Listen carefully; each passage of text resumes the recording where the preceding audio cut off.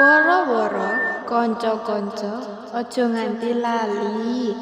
Sesuk ana donor darah manggon ing aula sekolah antawis jam 8 nganti rampung. Monggo donor darah dak enteni tumekamu. Kita minangka sesuluh anggota PMR matur nuwun. Lho cah, sesuk ana donor darah to? Heeh, tenan. Aku yuk krungu. Njo, sesuk bareng-bareng melu donor darah ben ra melu pelajaran.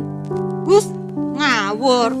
Aku sarujuk melu donor. Ning ora sarujuk len tujuane bolos pelajaran. Lah Zam modelmu.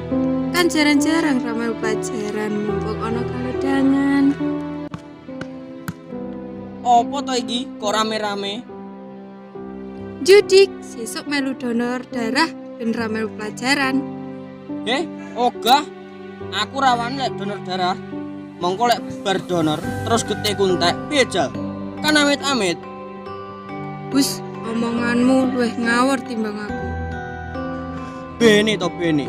Donor darah ra kena dipaksa. Kuwi kan pilihane dhewe-dhewe to. Hop. Kok malah udur? Rampung-rampung malah kedawan-dawan iki engko. Lek pengen donor, yo donoro. Rasa jajak. Wong aku ra pengen donor. Ngene lho, Cah. Donor darah pancen gumantos pilihane dhewe-dhewe. Ra kedipeksa. Ning donor darah akeh manfaate. Utamane kanggo kesehatan. Ora perlu khawatir. Bisa nyudo getihmu, iso-iso malah bisa luwih sehat.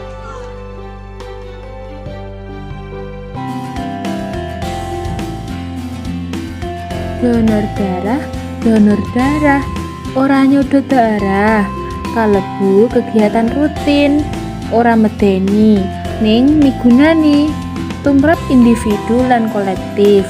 Syarat-syaratnya yaiku sehat jasmani lan rohani, umur paling ora 17 sampai 20 tahun, bobotnya paling ora 45 kg, lan ora duwe lara darah rendah, diabetes, jantung, lan sapiturute. Manfaatnya yaiku jaga kesehatan jantung, ningkatke produksi sel darah merah, nyengkuyung program diet, lan nambah imun tubuh. Ayo kanca-kanca, donor darah, nyawiji dadi siji, nyehatni negeri. Satetes kuduani, satetes migunani, satetes tumrap negeri.